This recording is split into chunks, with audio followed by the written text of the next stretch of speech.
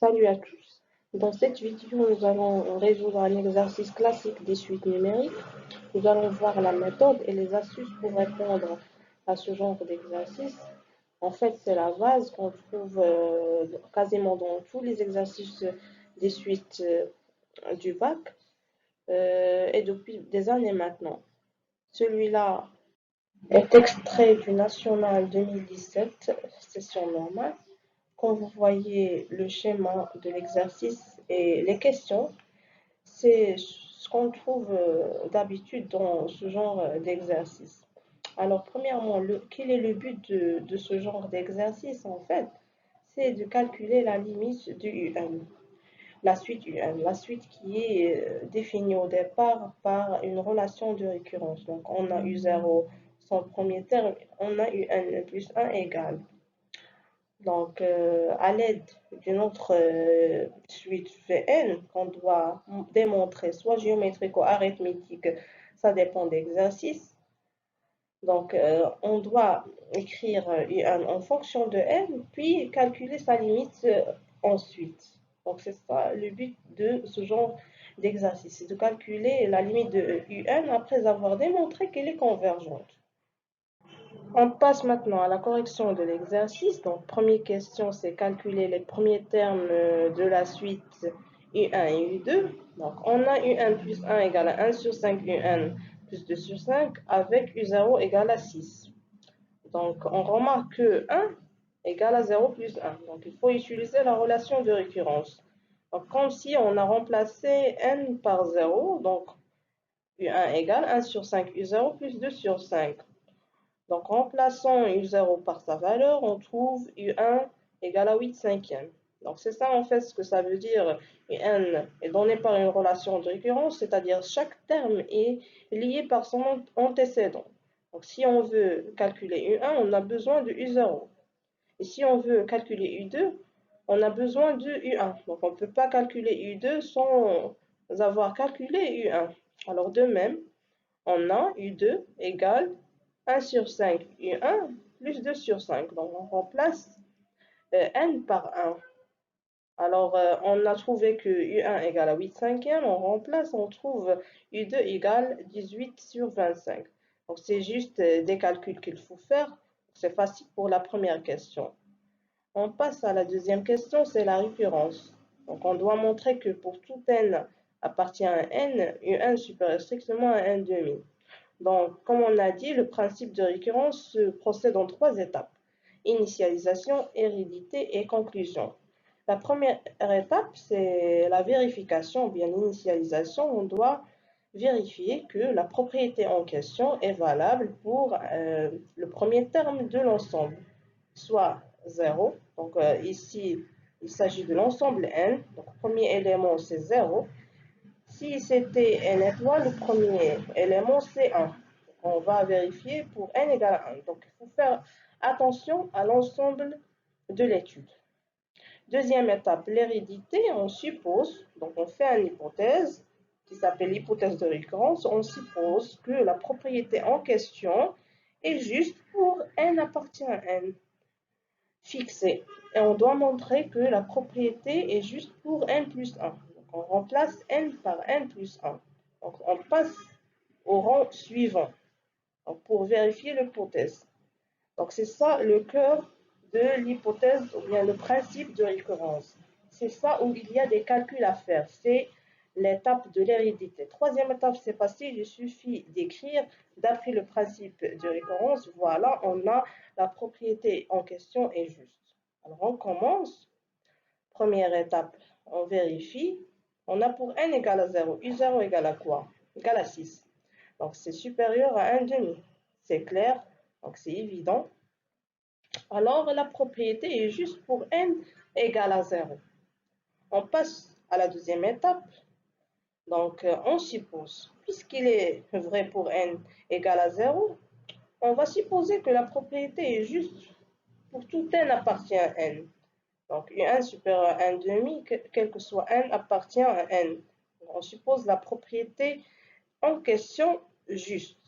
Et on montre, on passe au rang suivant, qui est n plus 1, montre que un plus 1 est supérieur à 1 demi, quel que soit n, appartient à n. Donc, c'est une autre question maintenant qu'il faut faire. C'est de montrer que un plus 1 est supérieur à 1 demi, quel que soit n, appartient à n. Donc, on a devant nous ce qu'il faut avoir. Donc, c'est ça où il y a des calculs à faire.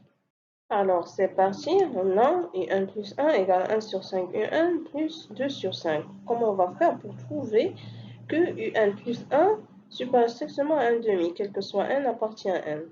On a deux chemins. Soit on fait la différence, c'est-à-dire on a l'expression de un plus 1, on remplace, on fait moins 1 demi. Il faut la trouver strictement positive. D'où un plus 1 supérieur à 1 demi. Donc, si tu arrives à le faire, c'est bien, c'est toujours juste. Ou bien, on peut commencer par l'hypothèse de récurrence. Alors, on a, d'après l'hypothèse de récurrence, un supérieur strictement à 1 demi, quel que soit n appartient à n. Donc, c'est devenu un donné. Donc, de cette hypothèse, il faut y arriver à l'expression de un plus 1. Donc, première étape, c'est multiplier par 1 sur 5, nombre positif. Alors, pas de changement de signe. Donc, équivaut à 1 sur 5 un supérieur strictement 1 sur 10. Deuxième étape, on ajoute 2 sur 5. Donc, pas de changement aussi. Donc, 1 sur 5 un plus 2 sur 5 supérieur strictement 1 sur 10 plus 2 sur 5. Donc, on fait les calculs. On a bien le premier côté, c'est l'expression de un plus 1. Donc, on trouve un plus 1 supérieur strictement à 5 sur 10, quel que soit n. On simplifie, on trouve un plus 1 supérieur strictement à 1 demi, quel que soit n, appartient à n. Donc, ce qu'il faut démontrer. Alors, on a vérifié la propriété est juste pour n plus 1. Donc, troisième étape, c'est la conclusion. Donc, on a, d'après le principe de récurrence, on a respecté toutes les étapes. Donc, on peut conclure que un supérieur strictement à 1 demi, quel que soit n, appartient à n. Alors, voilà pour la récurrence. Pour la première étape, c'est la vérification. Il faut juste faire attention à l'ensemble d'études. Troisième étape aussi, il faut juste écrire d'après le principe de récurrence. Voilà, on a ce qui est demandé est juste. Deuxième étape, c'est l'hérédité. C'est là où on fait une hypothèse de récurrence et puis on démontre la propriété juste pour le rang suivant, donc pour n plus 1. C'est ça où il y a des calculs un peu compliqués à faire. Donc, soit tu fais la différence ou bien tu fais l'encadrement. Question suivante, vérifier que pour tout n appartient à n, un plus 1 moins un égale à 4 sur 5 facteur de 1 demi moins un. Alors, ces données, ce qu'il faut y avoir, donc on commence d'un côté et on arrive à l'autre. Donc, on commence du premier côté, on a un plus 1 moins un, donc on remplace un plus 1 par son expression, égale à 1 sur 5 un plus 2 sur 5 moins un. Donc, on rassemble les un d'un côté. Donc, moins un, c'est moins 5 sur 5 un. Donc, on calcule, on trouve égal moins 4 sur 5 un plus 2 sur 5 un. Alors, il est demandé de trouver 4 sur 5 facteur de 1 demi moins un. Alors, il faut factoriser par 4 sur 5. Donc, on fait 4 sur 5 facteur de moins un. Donc, quel est le nombre multiplié par 4 sur 5 et on trouve 2 sur 5. Donc, c'est 1 demi, donc égal à 4 sur 5 moins facteur de moins un plus 1 demi. On commence toujours par le nombre positif, changement de place. Alors, on trouve un plus 1 moins un égale 4 sur 5 facteur de 1 demi moins un, quel que soit n appartient à n. Donc, ce qui est demandé en question. Puis, on a question en déduire que un est décroissante et qu'elle est convergente. Donc, on sait bien que pour étudier la monotonie d'une suite, il faut étudier le signe de un plus 1 moins un. On a calculé un plus 1 moins un, soit on le trouve positif ou négatif. Si c'était positif, on dit que la suite est croissante. Si c'était négatif, alors elle est décroissante. Alors, on a un plus 1 moins un égale 4 sur 5 facteur de 1 demi moins un. On a bien 4 sur 5 un nombre positif, donc il faut étudier le signe de ce qui est entre parenthèses, 1 demi moins un. Alors, en utilisant la question précédente, on a un supérieur à 1 demi.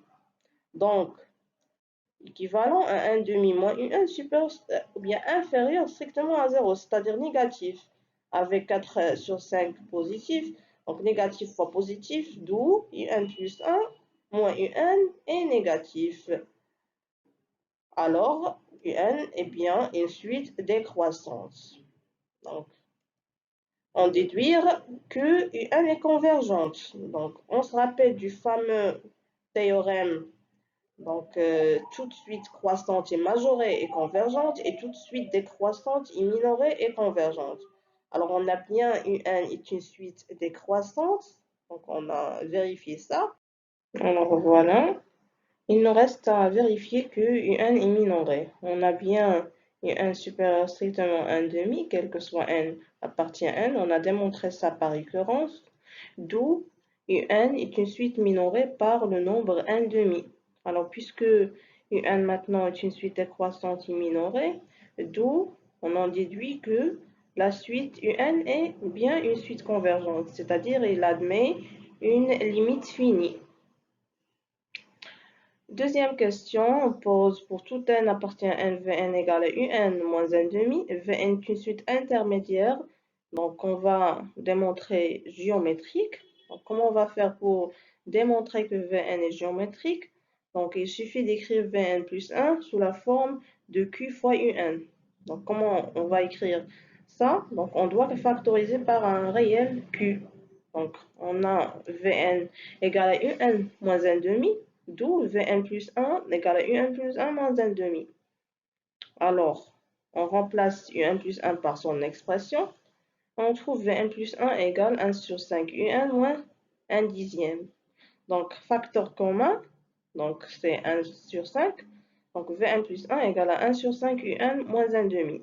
Ce qui, entre parenthèses, c'est bien Vn, d'où Vn plus 1 égale à 1 sur 5 fois Vn, quel que soit n appartient à n. Donc, on a écrit Vn plus 1 égale à un nombre réel fois Vn. Donc, on peut dire que Vn est une suite géométrique de raison Q égale 1 sur 5.